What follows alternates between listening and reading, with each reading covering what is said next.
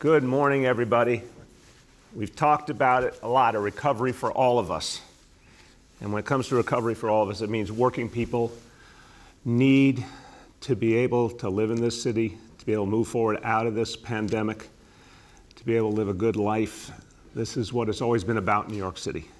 And we've been, over these last 8 years, trying in every way to uplift working people and help them move forward, help really make sure that people have what they need.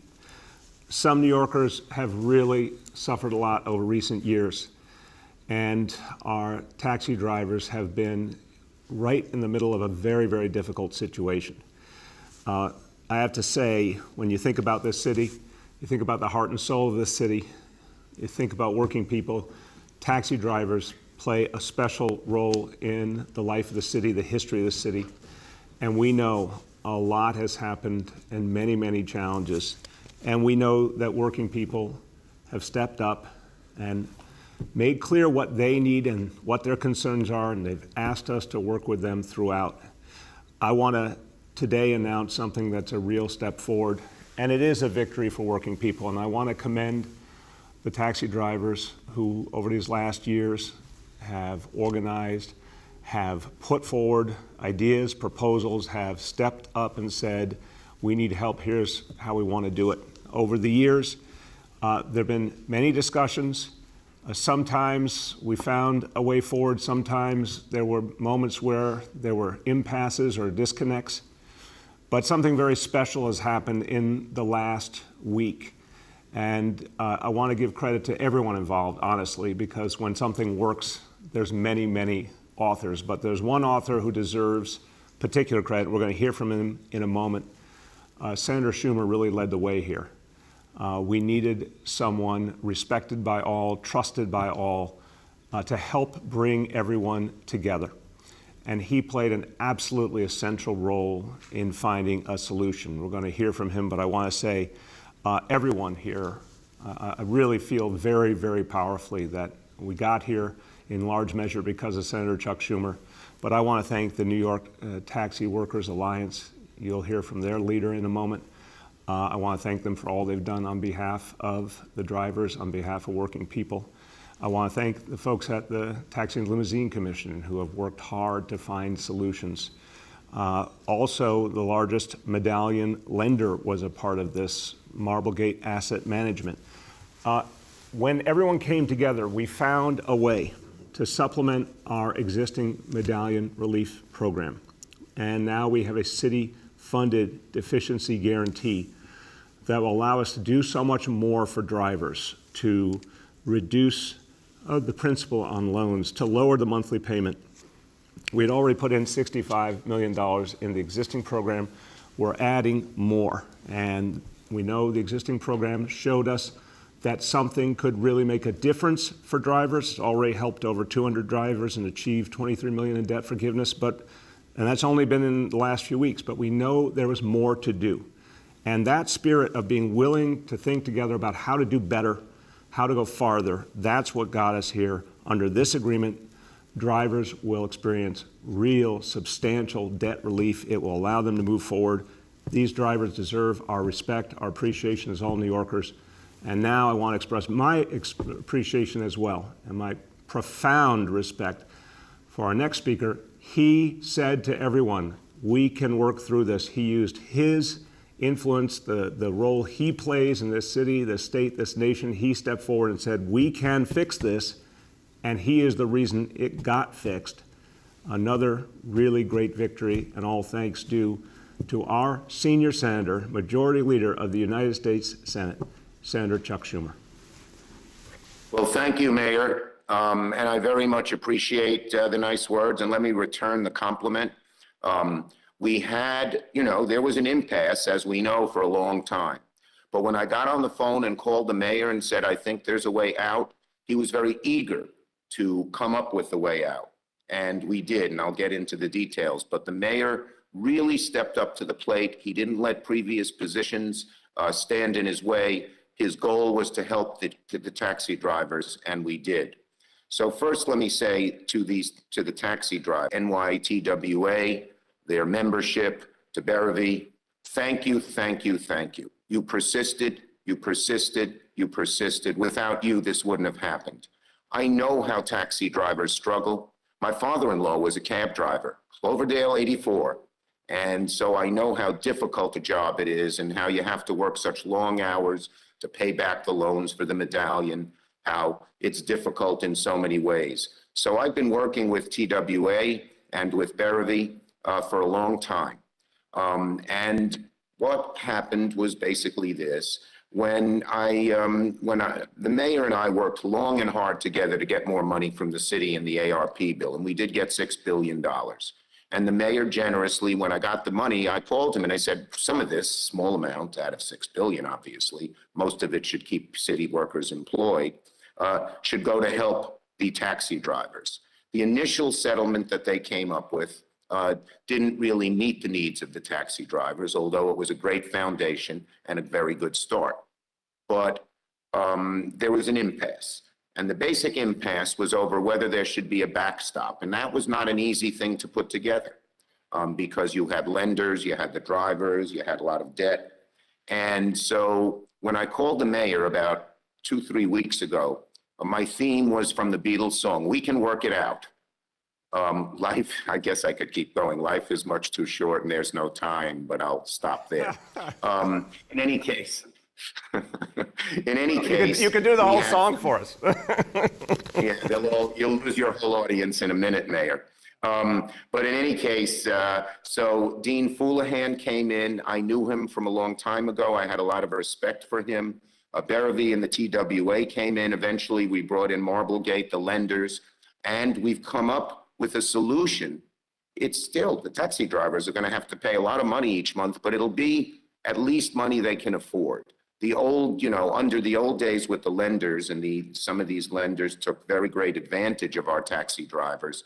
They had loans they couldn't pay. Their homes were being foreclosed. They couldn't feed their families. I had a very emotional moment where I was with one of the local officials who has been instrumental in this, Zohran Mandami. He's been fabulous. He was on the hunger strike as well. And we did a drive with a man named Mr. Chow.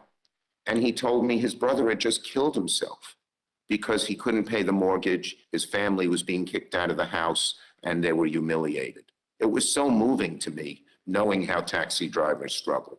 And so now everyone, they got to pay a lot of money, but at least there's some economic justice. It was Richard Chow I met with, whose brother who committed suicide. I think his brother's name was Edward. I'm not sure. But in any case, there is now some economic justice here because these cab drivers work so hard. They're so much part of America. And they're so much part of New York. They're part of the American dream, but they're also part of New York. Those yellow cabs are a symbol of New York around the country, around the world. And if they were to go away, we'd lose something. They would each lose something, of course, hardworking people trying to climb up that ladder as part of the American dream. But so would our city without the drivers. So it's great we have a solution. It's a solution that will allow the cab drivers to keep driving, to pay off their debts in a fair-minded way. And again, I want to thank the mayor, and I want to thank the cab drivers. I want to thank the fortitude of those who went on the hunger strike just to show the pain they were in, because the pain they were in is great as not eating and not being able to eat. And now we'll have this going. So I was happy to play a role, to bring the parties together, to say that we can work this out, which we did. I salute the mayor.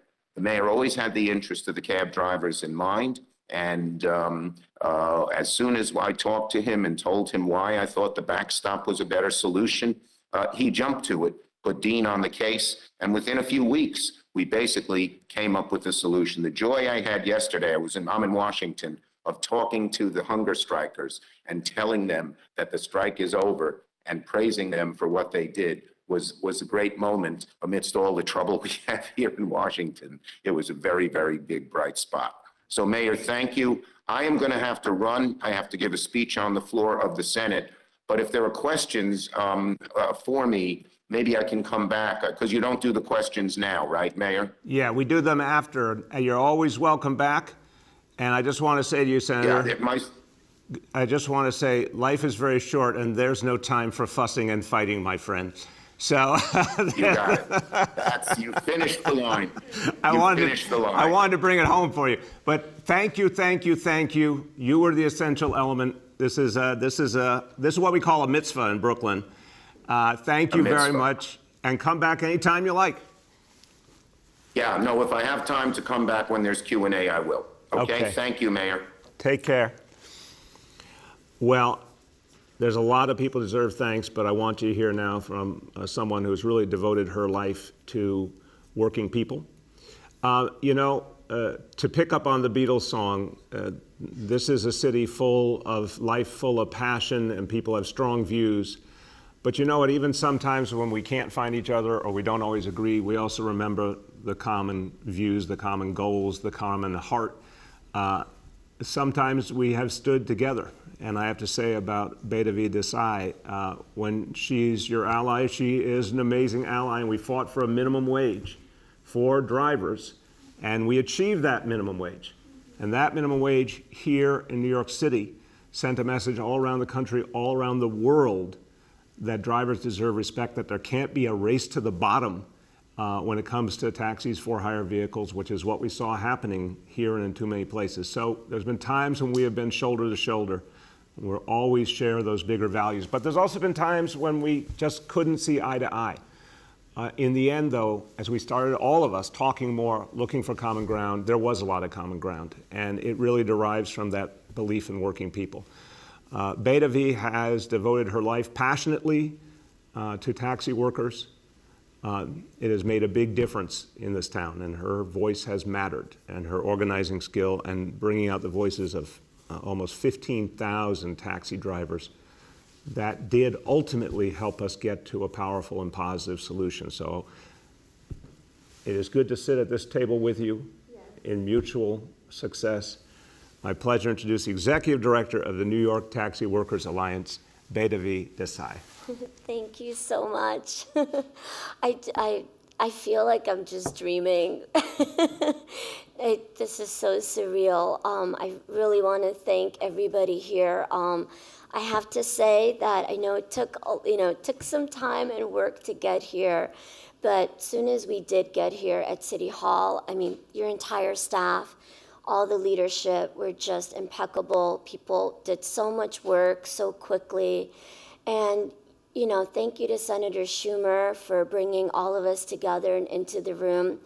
All the elected officials, I mean, Assemblyman Mamdani went on a hunger strike, Assemblywoman New, Congresswoman Ocasio-Cortez, Congressman Richie Torres, Comptroller Stringer. There were just so many people. This really did take everybody. And, the result here is this is a life-saving initiative.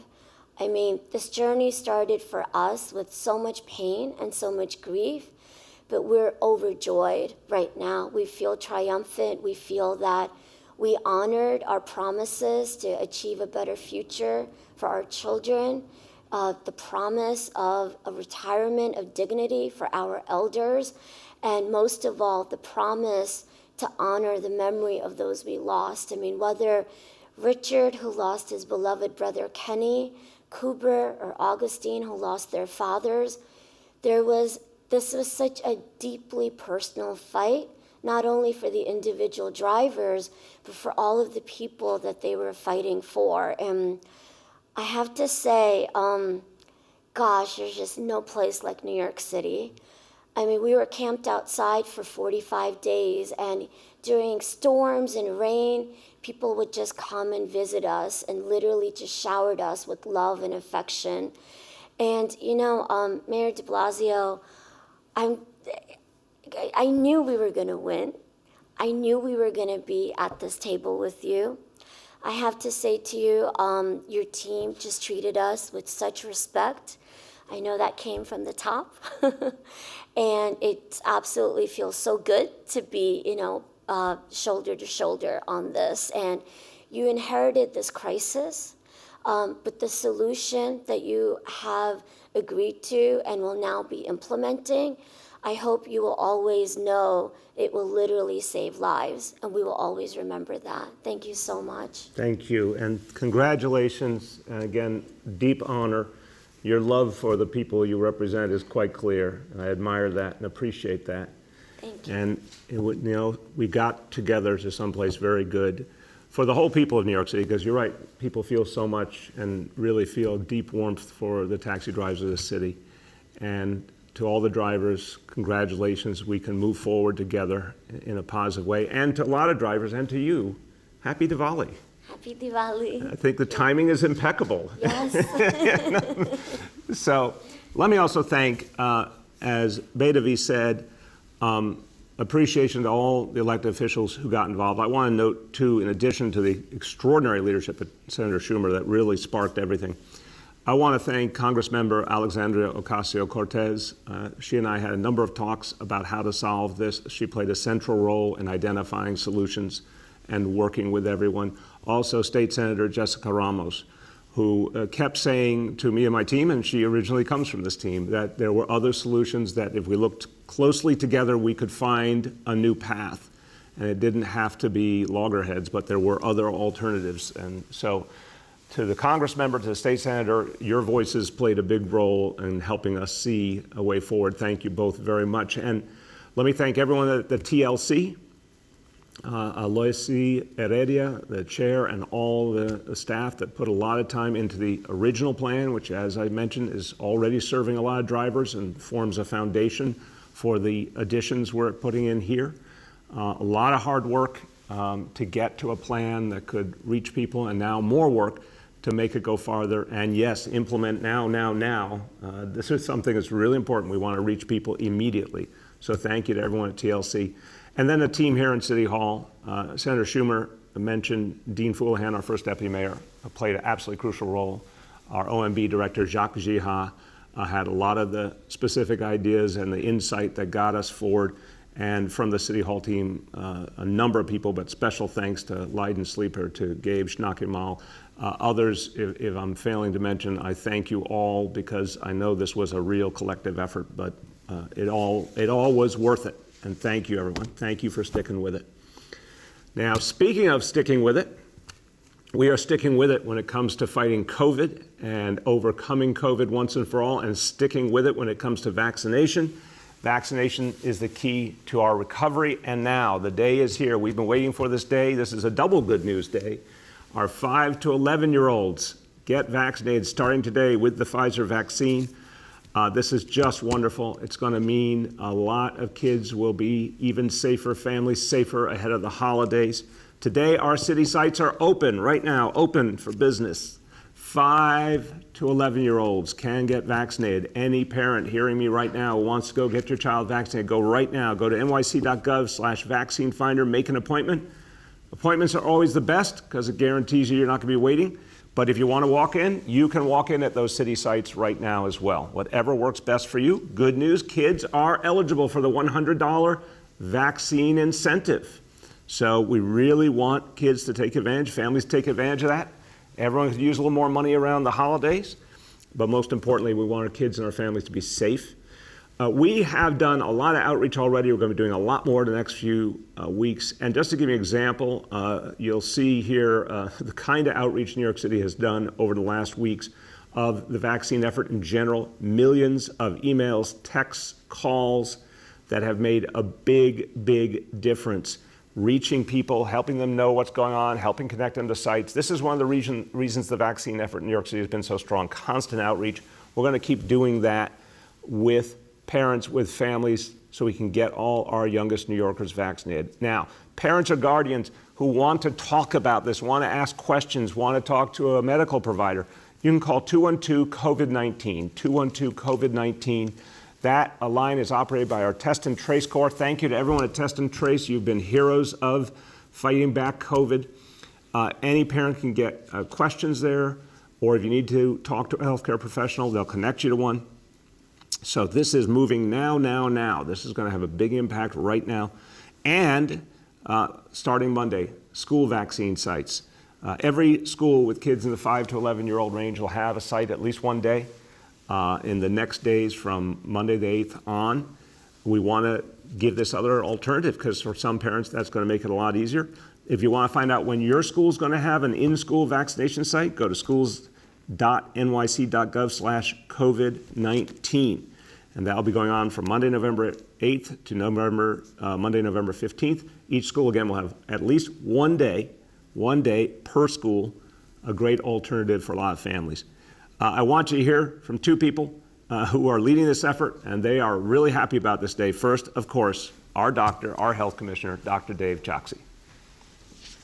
Thank you so much, Mr. Mayor. Well, today is a great day. I know parents and caregivers at the playground, on the sidelines of soccer games, and after dance recitals are talking about the COVID-19 vaccine for their 5 to 11-year-olds.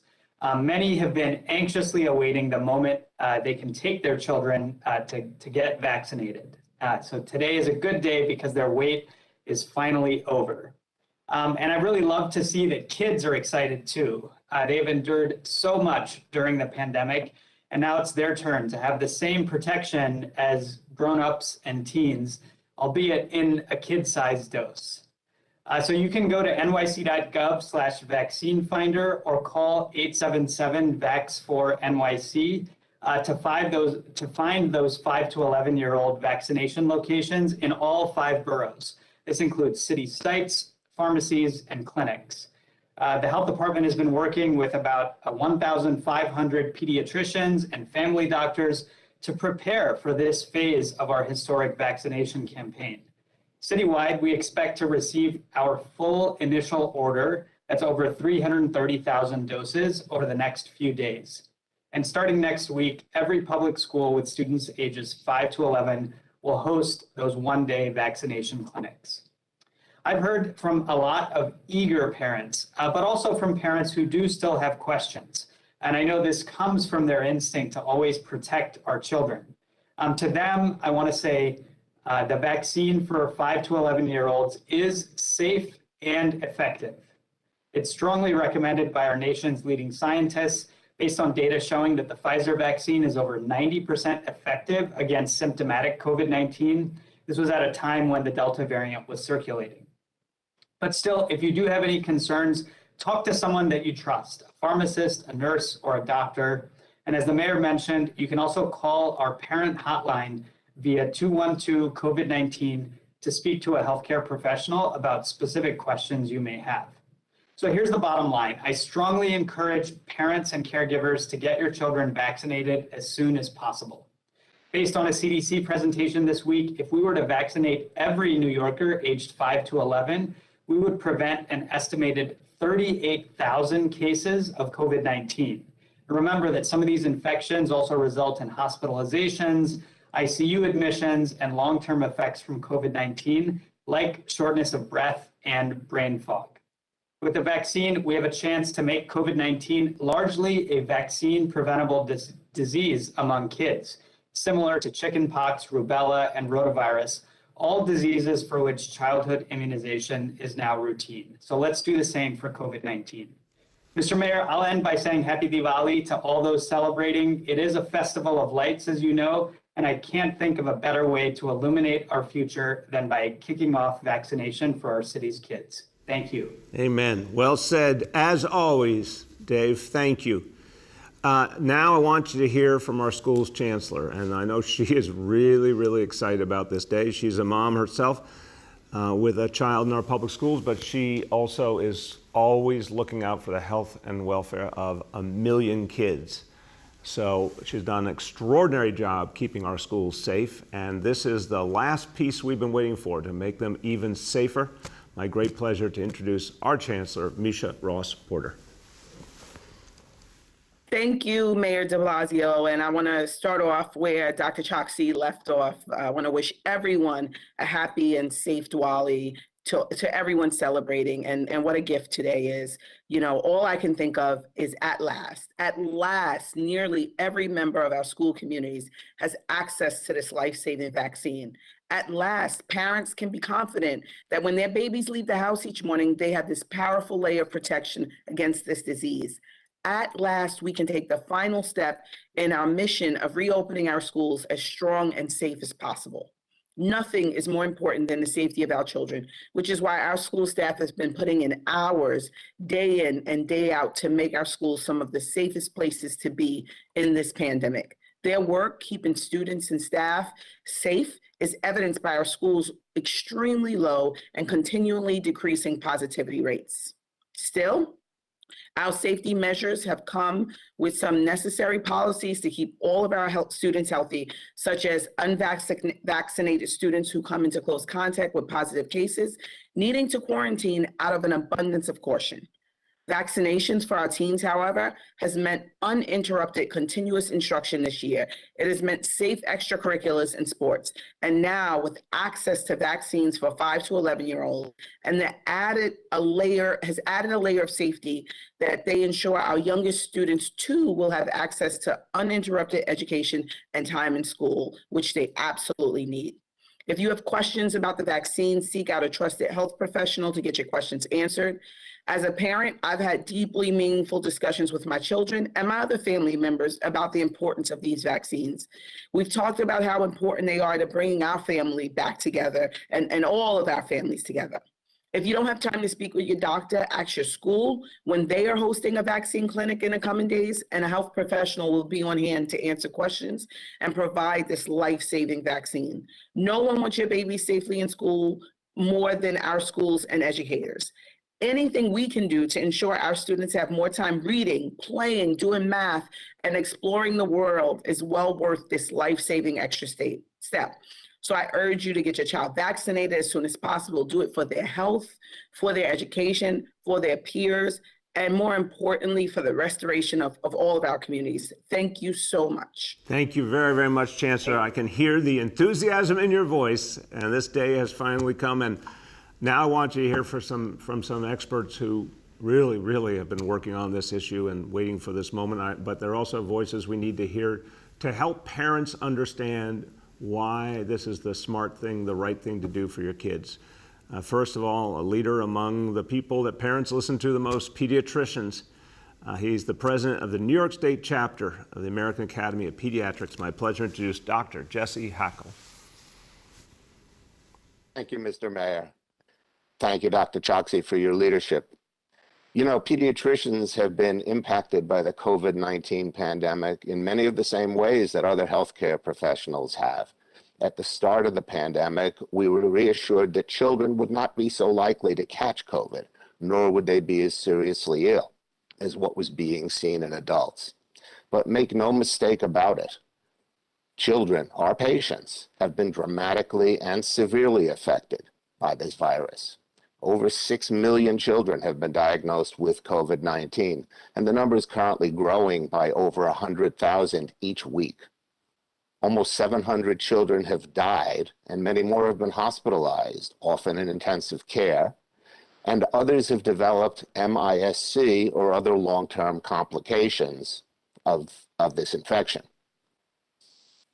And the suffering really hasn't only been physical. Over 140,000 children have suffered the loss of a parent, a grandparent, a family member, or another caregiver. They've suffered socially, as the chancellor noted, from closed schools and from other behavioral restrictions. And recently, the American Academy of Pediatrics, the American Academy of Child and Adolescent Psychiatry, and the Children's Hospital Association have declared a national medical emergency in children's mental health, in large part due to the pandemic and its effects. We as pediatricians are facing these issues on a daily basis, and it's truly heartbreaking for us. We're also continuing to work to provide other needed health care for our patients, including keeping them current on all necessary vaccines, which also includes the influenza vaccine at this time of year. But we cannot afford to deal with another outbreak of a deadly vaccine-preventable disease while we are still dealing with COVID-19. Pediatricians got ourselves vaccinated as soon as we could so we could keep safe while we were caring for potentially infectious children. And we stepped up to vaccinate adolescents as the approved age range expanded. We're extremely excited to continue to be in the forefront of the effort to vaccinate our young patients beginning this very week. Pediatricians across the city, the state, and the nation are stepping up to provide the vaccine in their offices. And vaccines will also be provided through schools, as you've heard, and other public health facilities to reach as many children as possible. It's absolutely critical that the vaccine be rolled out equitably to all populations, wherever they may receive their care. As pediatricians, our message to our families is that this vaccine is very safe and very effective, and it has a tremendous amount of data behind it. Getting your children vaccinated as soon as possible is a hugely important step in helping them to be safe and to stay healthy, and to help them to return to a normal life as soon as possible. For parents who have questions or concerns, a pediatrician is the trusted source for answers and information on the COVID vaccine, on other childhood immunizations, and of course on all other children's health issues. If you have questions or concerns, please reach out. Please call your pediatrician. Thank you very much. Thank you so much, Doctor. Very powerful message and exactly what we need parents to hear. And now, everyone, I want you to hear from another voice, a doctor who really, of all the people I've heard talk about, is one of the people who speaks most clearly, both from the big picture perspective, and that's from the work she did on key policy issues at the White House under President Obama. It's the work she's doing now as a fellow at the Brookings Institution, particularly focused on COVID and how we overcome it. But she's also a primary care physician, so she speaks from an extraordinary perspective. My great pleasure to introduce Dr. Kavita Patel. Thank you so much, Mr. Mayor, and what a great day, and hopefully one that'll shine light as it is an auspicious occasion, and happy Diwali to all. So once again, New York City is leading the way, and I couldn't be more proud. I really do understand how hard the logistics of what you just heard, the doctors and the chancellor and yourself describe, what will truly be miraculous unrolling next week. Thousands of schools, tens of thousands of children who will receive shots in arms, and that's really what matters. And I have to be honest, I'm sure we're going to see a lot of tears of joy and happiness. It reminds me of how we felt about a year ago when many of us got our first chance to receive vaccinations as frontline workers. My then 4- and 6-year-old children were actually asking when it would be their turn. And I could not have believed that within a year their turn would have arrived, not because it was rushed. I want to make that clear, but just because, again, the ability to do this and then to also importantly get these shots into arms, Mr. Mayor, the city is one that will benefit, but really the world will benefit from it, because as New York goes, the world does too. I just want to say from a physician and parent perspective, for over 600 days, I think all of us who have been dealing with trying to understand COVID-19 have held our own breaths every time one of our children, no matter what age, but anytime one of our children coughs, sneezes, has a fever, and we just didn't know, was this going to be the cough, sneeze, or fever that actually landed them sick in a hospital, or as Dr. Chokshi mentioned, some sort of brain fog or something that we would have to worry about years later. And now there is finally a day where certainly we will be able to have a little bit of comfort and know that this is an incredibly effective and safe vaccine. And I just want to comment on that as the physician and policy person in me. We have been looking at the data for months now and have understood not just how the manufacturers have approached safety, but also taking into context that these are messenger RNA vaccines that have been built on decades of technology. So I do want people to hear that this isn't new. This isn't something that we've never done before. And I do feel very comfortable also that the CDC and the FDA have literally quadrupled their surveillance efforts. They're using surveillance to make sure that anything that we see in clinics and offices are being carried forward in real-time fashion. And New York City has also set up a communication system so that people understand what's happening in real time. But even more importantly are voices from parents, what you're experiencing, what your child is experiencing, and you have the ability to bring that information forward so that we can all benefit from it. And I can't state enough that as we talked about, as we're speaking, for every 9 New York City children that are vaccinated, we're likely to prevent 1 case of COVID. That is incredible, incredible efficacy. I truly, truly want people to think about this as changing our ability to go to work, our ability to return to school, and as we're celebrating on the day of Diwali and what I think is kicking off a really wonderful holiday season. So I'll just kind of stop by also commenting that We talked about trusted health professionals. I've already had a number of parents and people ask me about very common questions. We know that from some of the nonprofit groups doing work in how people understand vaccine information, organizations like Stop the Spread, COVID Action Now, we know that families and friends are trusted partners. If a family or friend is asking you questions or you have questions, speak with each other, reach out to a health professional, engage with your pharmacists who are also assisting in this effort to carry out a citywide vaccination rollout, unlike anything we've seen before, and can celebrate in weeks with your child being vaccinated. Remember, 2 shots, 3 weeks apart, and immunity really kicks in several weeks after that second shot. So this is just in time for celebrations and hugs. So there is an incredible reason to be excited. I just want to say that this is no cost, and we're benefiting really from the city's actions today. And Diwali, I was going to just make another closing comment about Diwali, but this one is a little bit more spiritual. Diwali really translates into victory of light over darkness, good over evil, and knowledge over ignorance. And I can't think of anything more reflective of that than the opportunity to vaccinate our children. Thank you, Mr. Mayor, and to the city for all your efforts. Thank you so much, Doctor. I appreciate you have the extraordinary ability to communicate from the perspective of everyday life that people are living and really helping people to understand. And I really appreciate the last point. Yes, knowledge triumphs, science triumphs. We move forward. So thank you for the great work you're doing, and I appreciate your enthusiasm because something special is happening here. Thank you so much. Everyone, I want to hear from one more person that he's also got really great perspective on this because he was for years and years a teacher, and he is also a parent of young kids and understands what a watershed moment this is, a historic day this is for our city, that our youngest New Yorkers can now get vaccinated. I want you to hear from the Bronx, Council Member Eric Dinowitz. Thank you, Mr. Mayor. And I was listening to your exchange with Senator Schumer. It was wonderful, but I do have to point out we call it a mitzvah in the Bronx as well. All right, I'll give you that. I'll give you that. Thank you. Look, you got a tough job.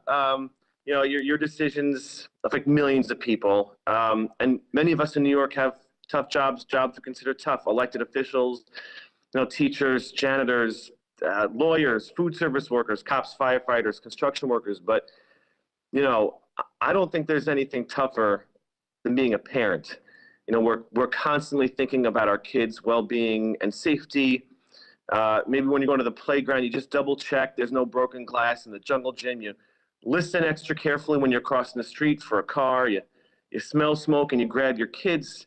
But I think the scary thing for so many of us is you can't see the virus, you can't smell it, you can't hear it. And so for many parents across the city and parents like myself, it's been a source of anxiety. Keeping my boys safe from something we can't see or hear or smell, a disease that has hospitalized so many kids. But we have an answer. We have something that can keep our kids safe. It's the vaccine, and I'm so excited it's now available to our young kids, my kids. They've had it so tough during the past 20 months. They're old enough to understand everything going on, but not old enough to have the same protections that their parents or older siblings have. And that's not true anymore. The vaccine is the answer to keeping our kids safe. But we also know it's not just about our own kids. My boys just got a brand new little cousin. They're excited to meet, but my boys are 6. They're cognizant of the risks of transmission. They're worried about their great grandmother getting sick every time we get together. And we're always asking our children to think of others. We're asking them to use their indoor voice. They're asking them to help someone carry their bags or cover their mouths when they cough or sneeze. So, the vaccination is a huge step for the kids to protect themselves, protect vulnerable loved ones, and provide a little more comfort for us who've already have the toughest of jobs. So the availability of this vaccine is an important step. We know availability was a big challenge just a few short months ago, but not now. Any city site, every single school for young kids. I hope that if you're out there, you're not sure about vaccination for our children, reach out to your doctor, talk to the teachers and staff at the school, talk to professionals. and know you only need yourself, not insurance, not a social security number, not declaration of your immigration status. And, because besides being a parent, I also can't stop being a teacher. And so I'm going to do what teachers do and ask a question. So for every parent watching, I just want to ask, do you remember, not do you know about, but do you remember measles? Do you remember polio, mumps, smallpox, diphtheria?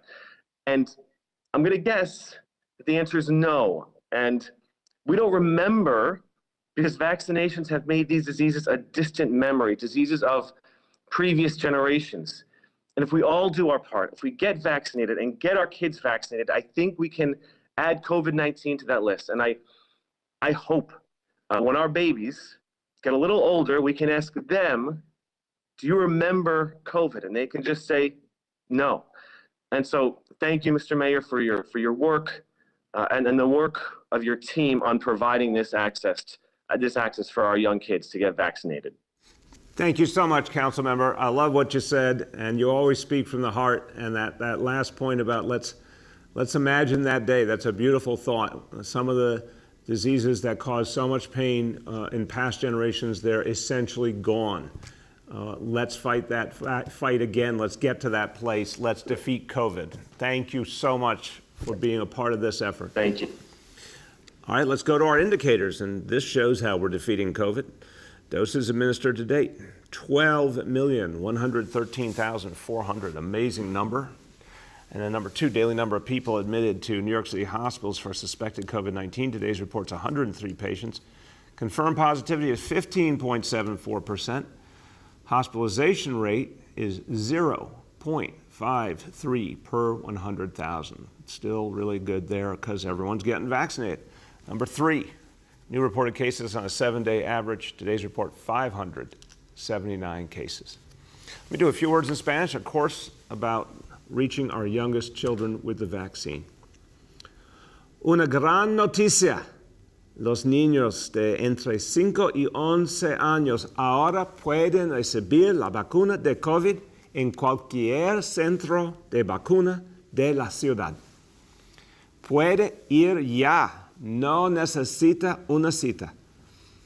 Encuentre un sitio en nyc.gov/vaccine finder. Gracias. So with that, let's turn to our colleagues in the media, and please let me know the name and outlet of each journalist. We'll now begin our Q&A. As a reminder, we're joined today by Dr. Choksi, by Chancellor Porter, by Budget Director Jacques Giha, by FDNY Commissioner Dan Nigro, by Sanitation Commissioner Edward Grayson, and by Senior Advisor Dr. Jay Varma. The first question today goes to Dave Evans from WABC. Hey, Mayor, can you hear me? Yeah, Dave, how you doing? I'm okay. Hey, I wanted to ask you and also Commissioner Nigro, I was just handed a map yesterday, and it talked about the area of Park Slope East, Flatbush, and it talked about engine 249, engine 310 closed, engine, I think 248, maybe understaffed. And there was a 4-alarm fire there. So I'm just looking for a lay of the land, not just in that area, but across the city. Are we seeing fires go to multiple fires because we are seeing some of these engine companies closed and a lack of manpower?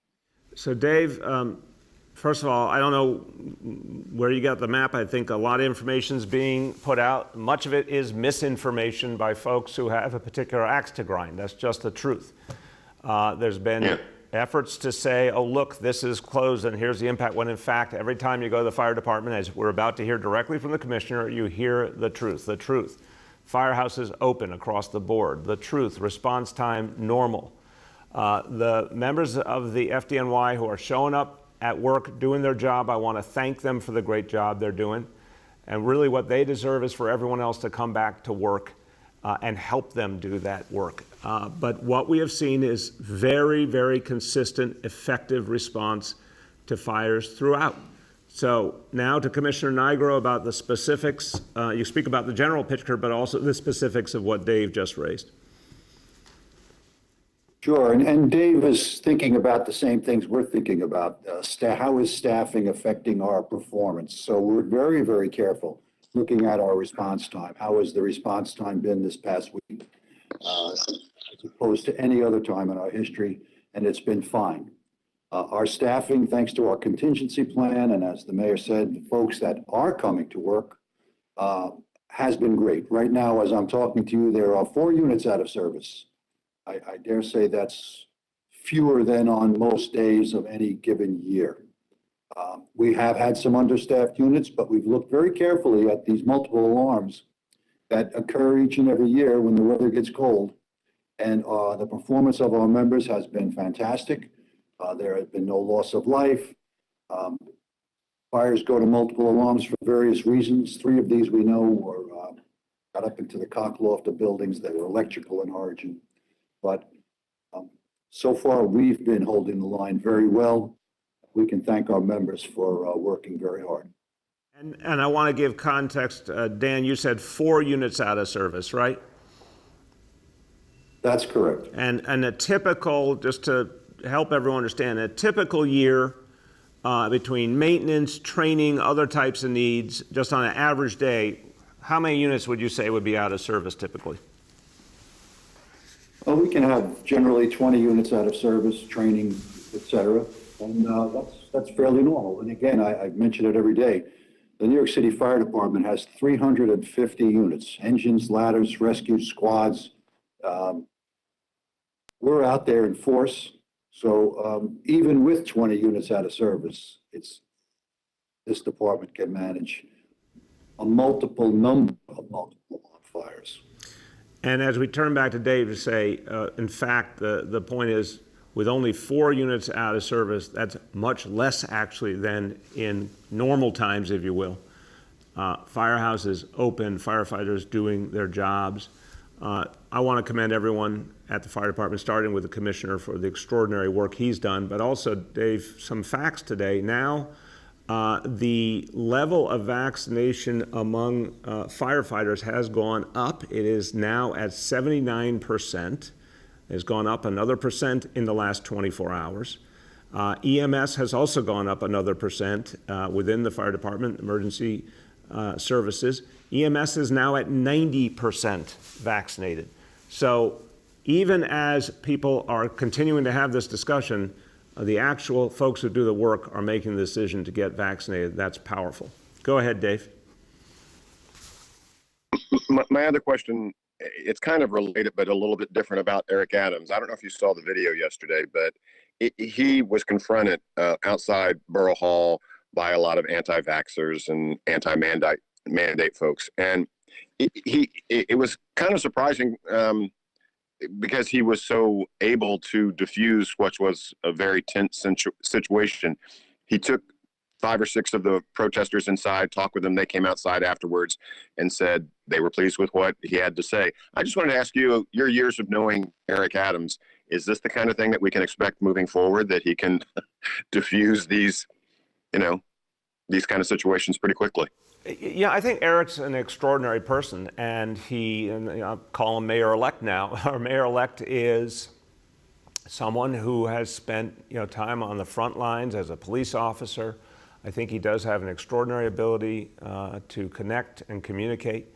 I'm glad that dialogue went well. But I also want to remind you, that group of folks, that group doesn't represent the vast, vast, vast majority of New Yorkers. And here's the latest number today. It's staggering. 86.5% of New York City adults, 86.5%, have gotten at least 1 dose of the vaccine. So I want to bring it back to the point that the vast majority of people in the city have made their decision, and they support these mandates, and they want to see everyone vaccinated, and that's amazing. The next is Andrew Siff from WNBC. Hey, Mayor, good morning, and everyone on the call. Hope you're doing well. Hey, Andrew, how you doing? Good. I wanted to ask about the kids' vaccines. Is there a threshold in your mind of what percentage of 5 to 11 get vaccinated that would bring you to recommend dropping the masks in school? That's a real interesting question, Andrew. Let me say this. I'm going to turn, of course, to Dr. Choksi and Dr. Varma. They've been looking at this, and obviously the CDC guidance. Now, Andrew, really important point, as we're pushing back COVID in this city and getting more and more people vaccinated, we're seeing better numbers around the boroughs. That's really good news. We do have the colder weather coming. That's a concern. So, we cannot get ahead of ourselves here. But it's a great question. Is there that point anytime soon? I would say my general view is, out of abundance of caution, I would keep the masks in place, at least in the short term, because they've really worked and because the kids have adapted to them well, the adults have adapted to them well. But I also say, as an everyday person, I look forward to the day when we don't need them. We just need to make sure we're absolutely certain that that's the right moment. Dr. Choksi and then Dr. Varma. Thank you, sir. And I agree with you. I would just underline the point that that our precautions have worked. We've been able to keep schools safe with the layered approach to prevention that you've heard us talk about so many times now. Not just masking, but very importantly, vaccination and bringing to bear testing and distancing and ventilation as well. So we have to, resist the temptation to throw caution to the wind too quickly. We are bringing on board a very, very important additional layer of protection in vaccination for 5 to 11-year-olds. But remember, it will take us some time for people to get to a fully vaccinated stage and to get a sufficient number of kids vaccinated. So that will be our focus in the near term. Thank you. Dr. Varma, you want to add? Just to emphasize really what the mayor has said, I mean, the reality is we all want, as public health professionals, to also go back to the day when we and our children don't have to wear masks and feel the way they did before the pandemic. But also, as Dr. Choksi has noted, we're also very thankful that our measures to keep transmission controlled in schools has been working.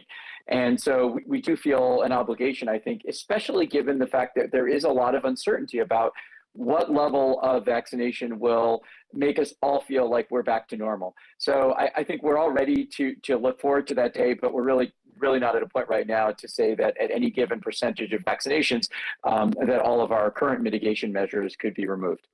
Thank you. Go ahead, Andrew. Mayor, the reason I ask that is we hear you almost every day say once and for all. But is there really that end game, or does COVID become endemic where it's like the flu and people will need shots every year and possibly the masks stay a lot longer than they've been led to believe with words like once and for all? No, I really buy into once and for all. I'll tell you why. I think what you heard from Councilmember Dinowitz is the kind of ideal that it's defeated so thoroughly that it becomes an afterthought. But I want to take the example of the flu, because I think that's the realistic goal for next year. And this is something I've talked through with the health team. Look, the flu is a real part of life, and it comes with dangers, but thank God for the vast majority of people, it does not affect them. And the simple thing to do is get that flu shot and you're done. So I believe it's quite possible to get COVID by next year to the place that the flu is now in our lives, where, yeah, you got to take a simple precaution, but it's an easy precaution, and you don't need a mask. I think that's possible. That's what we need to fight for. If we want that, if people want that, if you like what I just said, COVID effectively is the same reality as what we experience with the flu year in and year out. Go get vaccinated.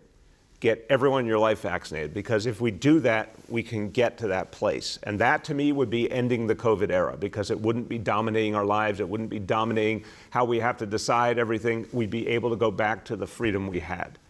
Dr. Choksi or Dr. Varma, you want to add to that?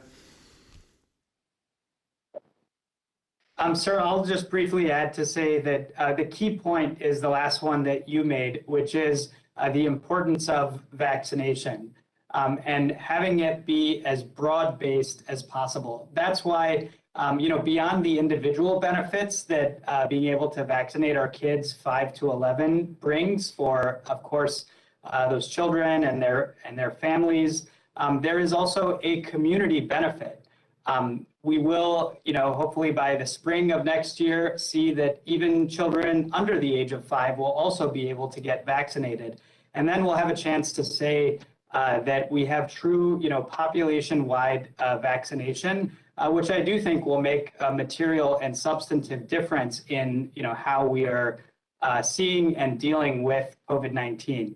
At the same time, we have to acknowledge that, this pandemic and this virus has humbled us time and again. And so we have to, follow the trajectory, understand what the situation is with new variants, and adjust our approaches accordingly. Thank you. Dr. Varma, you want to add?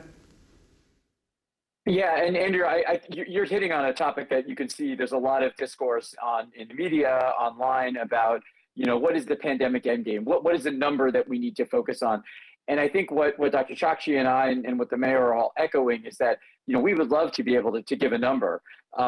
But what we've seen over time is that our ability to predict the course of the epidemic is just not nearly as good as we would like it to be.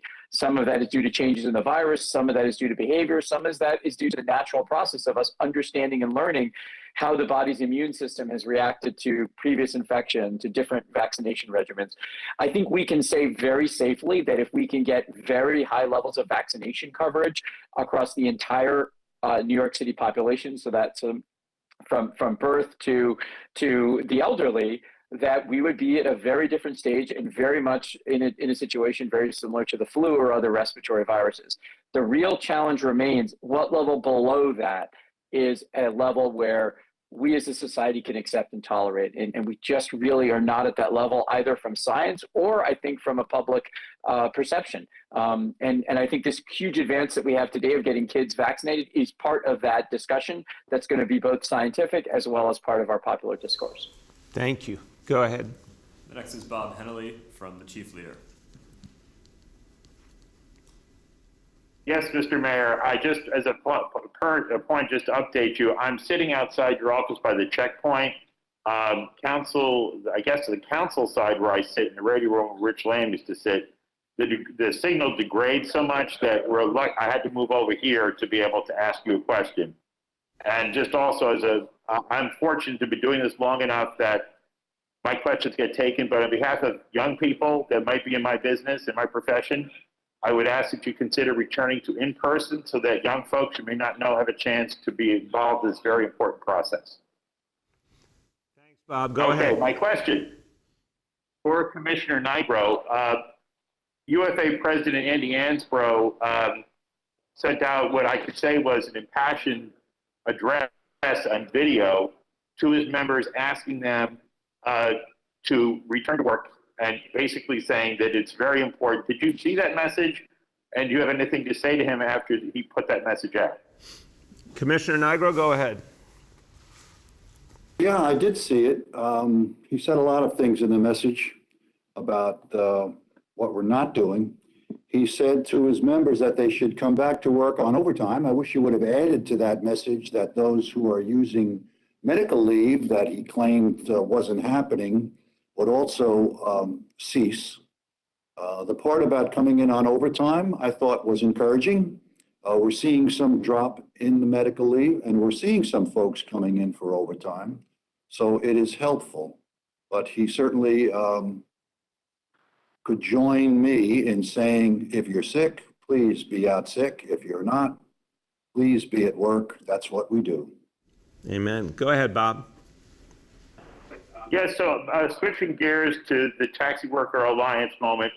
I know that it's not, you don't want to speak ill of predecessors, but is it not true that the city of New York bears a unique responsibility here? And we know from the reporting in the New York Times that the Bloomberg administration was aware of the financial disaster that was going to befall these people. We know also that former members of that administration went to work for places like Uber.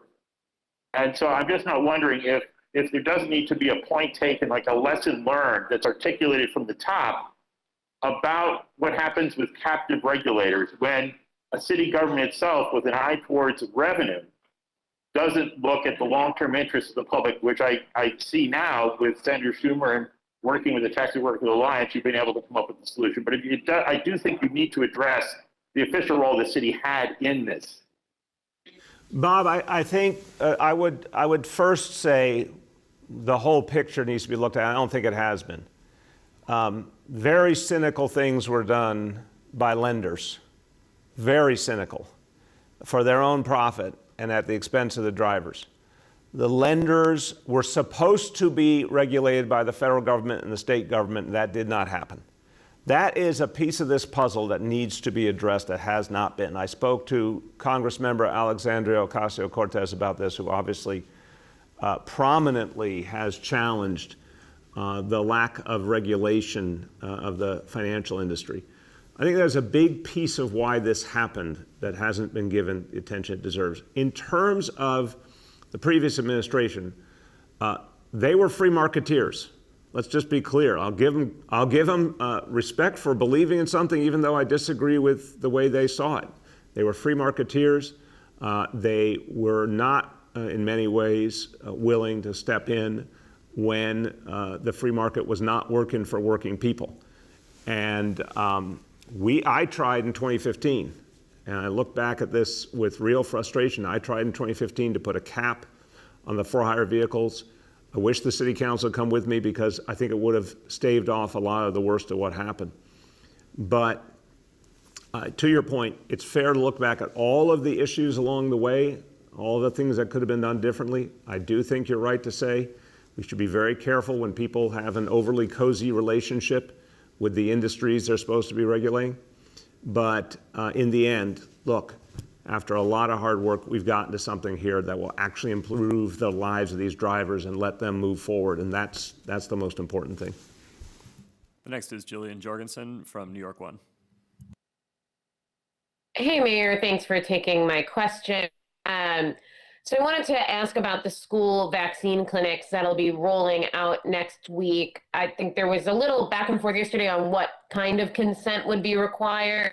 So I'm hoping that you can walk us through what level of parental consent is required, and if a parent or someone has to be there with the child when this is happening, are you concerned that that could make these sites a little bit less convenient for parents who maybe work during the school day? Can you just kind of walk us through that? Jillian, it's a great question, and I will tell you, we're trying to confirm a little more with the state and our own law department to make sure everyone's on the same page here.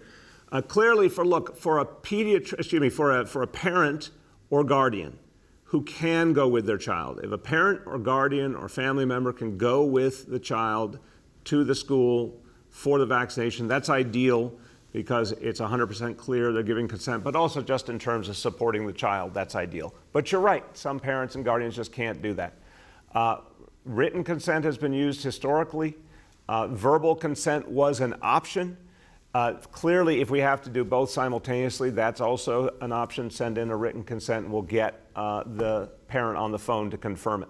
So either way, we'll make it work and we'll put out some more specific guidance later on today. But what I'd say is the best of all worlds is when a family member can come with the child. If not, we'll certainly have an alternative. Go ahead, Jillian. Thanks for that.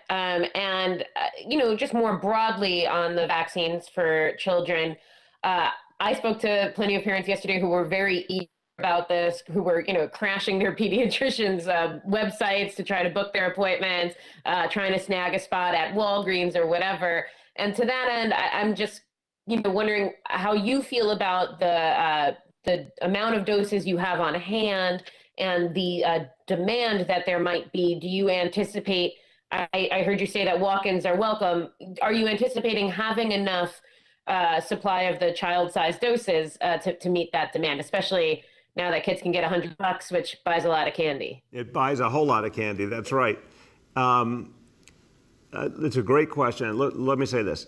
As a parent, I remember so vividly when my kids were younger and how we were just laser focused on their health. And, over time, you get a little more used to kids as they grow, taking a little more care of themselves. But when they're younger, parents are super, super focused on every little thing.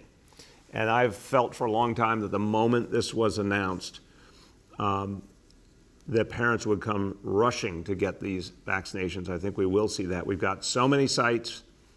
We're ready to go, and we're ready to go in terms of supply. So I'll let Dr. Choksi speak to the specifics, but we've got a whole lot of capacity ready. I do think we'll see a lot of parents. We may see some lines, but again, that could be a very good thing because it shows how many people want to get this vaccination for their children. Dr. Choksi, about the supply levels, what can you tell us? Thank you, sir. And the short answer is yes. We have a sufficient supply. We have enough doses in New York City of the pediatric vaccine to meet the anticipated demand. As you said, the first couple of days will be busy. And so we encourage parents to seek out, the various places where you can make an appointment, whether it's your own pediatrician's office or a pharmacy or one of our city sites. And the best way to do that is to go to nyc.gov/vaccine finder or 877-VAX4-NYC, and we can help with some of that navigation. But we'll have over 300,000 doses, an estimated 330,000 doses that are either already in the city or will be arriving in the next few days. And so we'll have enough vaccine to meet the demand. Thank you. Go ahead. The next is Marla Diamond from WCBS 880. Marla, can you hear us? Marla, you may be on mute. Marla, Right, Marla. so we'll go back to Marla. We'll come back to Marla. Okay. The next is Jeff Mays from the New York Times. All right. Hey, good morning, Mr. Mayor. Question about the pending Supreme Court decision regarding New York's concealed carry gun law. I'm wondering, is the city doing anything to prepare for a decision that would strike down that concealed carry law? I'm real concerned, Jeff. It's an important question. Look, we don't know the final decision, but the indicators from the debate so far are not encouraging, certainly. It's a little surreal that we have justices of the Supreme Court suggesting that it would be great to have more and more people armed walking the streets of the city, and somehow that's a way to settle disputes and problems. I'm really worried. Now, we'll follow whatever law is ultimately determined, and we've got the strongest, most agile police force in the country, and we'll work with it. But this is not going to help. That's the bottom line. It's going to take a city that is moving forward now, coming out of COVID and fighting back gun violence, and it's only going to, in my view, potentially undermine the progress we're making. Go ahead, Jeff. A question, it seems like you've indicated or possibly are headed towards making a run for governor. Eric Adams was just elected, and I guess the transition process will kick into gear more fully. I'm wondering if, running for governor in the last few months of your term, would that impede at all the sort of process of getting Eric Adams and his team and, his administrators up to speed in order to take control of the city on January 1st? Again, I am focused every day, and I have these press conferences every day to go over everything that's being done to fight COVID and to move the city forward. And I'm honored to take a lot of questions, more than the vast majority of chief executives take. And I have a team that's working every day, not only to finish this mission on COVID and the recovery of the city, but to prepare for a very positive handoff to the new administration. We'll be putting a lot of time and energy into that. I've had a number of conversations with the mayor-elect over recent weeks. We'll have a lot more. Our teams are talking constantly. We're going to have a very, very strong transition here. I am absolutely certain of that. The next is James Ford from Pix 11. And good morning, Mr. Mayor, and everyone on the call. Good morning, James. How you doing? Great. Thanks for asking. Hope you're well. Indeed. Good news. It's a good news day, James. Well, let's see if that continues once I ask the questions. Let's start with this one, please. the federal government has now set January 4th as the date on which companies with 100 or more employees have to ensure that all employees are vaccinated or get tested weekly. Here in this city, with so many corporations of 100 or more, what is the city doing to help promote this being implemented? And how do you see the vaccination mandate that you've adopted for city workers perhaps having influenced this national mandate? James, it is so important that everyone move to vaccine mandates because they work. City workforce now, 92%. I'm so proud of our city employees for stepping up and making the city safer. Again, adults in this city, 86.5%, at least one dose. I mean, these are amazing numbers. They're obviously, that we've reached this level in large measure because we used these mandates the right way and decisively. I'm very proud of that. I do think it's helped to move the entire national discussion and help to show people that mandates work and they can keep us safe and help us move forward to freedom, freedom beyond COVID. So I think it is working and it is having an impact and it is having an influence. With the companies, we're going to do everything we can to support them. But I would say what the federal government did, that's what they believed was a good baseline. I would ask companies to go forward. My message to every CEO, full vaccine mandate. Go for the gold here. It works. It makes a profound impact. The more people do it, the more people buy in. So the CEOs of this city and this country could play a crucial role in ending COVID once and for all. Go with the mandate and go as quickly as you can with the mandate for the good of all of us. Go ahead, James. Thank you. And on behalf of my colleague, Craig Treadway, back to the situation with yellow cab drivers. When they first went on hunger strike, you said that the debt relief deal that they'd gotten back then through the city council was adequate for their needs. Now, you've given credit today to Senator Schumer and Representative Ocasio-Cortez regarding the new deal the taxi drivers now have. But will you please talk about what changed for you? What caused you to change your mind about the previous, less generous deal that had been offered to them? It's a great question, James. Look, what we put together, and again, it did win full support from the city council, and it was working because hundreds of drivers had bought into it and were getting debt relief, and we had 1,100 more who had already started applying, and that number was going to grow and grow. It clearly was having a very positive impact. But I heard more and more, and I understood the drivers were saying they had been through so much, and their situation was uncertain. They were looking for more relief, and I understood that. How we got there was the problem. The original perspective, the original proposal from the drivers, we saw some real problems with and some real challenges and particular exposure for the city. That could have been huge and unpredictable. And I have to watch out for the interests of all the people of this city. So we had one proposal which we saw problems with, even if it was well-intentioned. We had our own effort, which we knew was working, but I understood people were saying, can we do something more? And we were struggling, even though there was a dialogue, the dialogue wasn't resulting in any change. Senator Schumer came into the picture, and immediately, and there's a reason why he is a masterful engineer of the legislative process, he immediately identified some different options that I think everyone was missing, honestly. Different approaches. And he saw, I see he's back with us, so his timing's impeccable. He saw that we could rethink both what the city had done and what the drivers were proposing and sort of find a third way.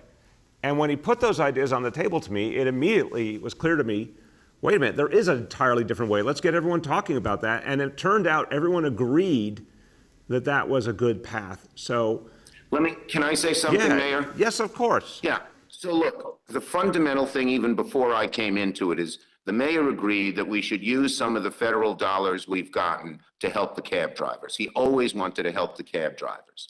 The way that the original TLC folks proposed, the cab drivers felt didn't do enough for them. I tended to agree with that. And what happened was, so they looked and looked and looked and came up with this backstop idea. Now, the backstop couldn't just be approved by the city. It had to be approved by the lender too, because obviously they have real say and have some legal rights there. And so I called the mayor and I said, look, there's a better alternative. All I want you to do is take a look at it. I think it's better for the city, better for the cab drivers, better for all of us.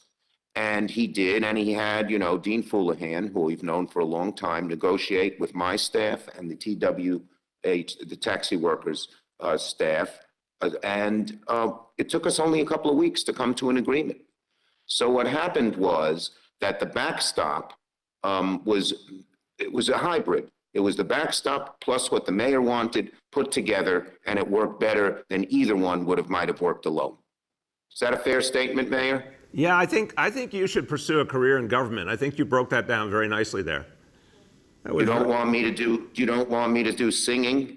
You don't want me up on stage singing Beatles old hits? You ever heard the phrase "stick with your day job"? That's not a song. That's not a song that I know. Stick with your day job. Otherwise, I'd sing it to you. Yeah, that's okay.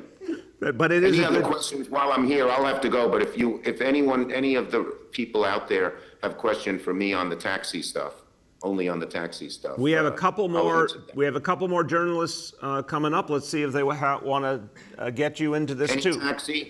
Anything Mayor, on any taxis? taxi? Let's see who's next. Let's see if they have a taxi question. We do have time for two more for today. The next is Rima from Chalkbeat.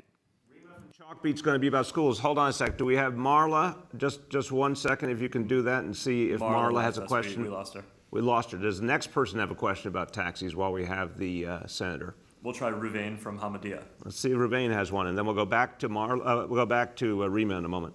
Ruvain, you there? Yeah. Hi.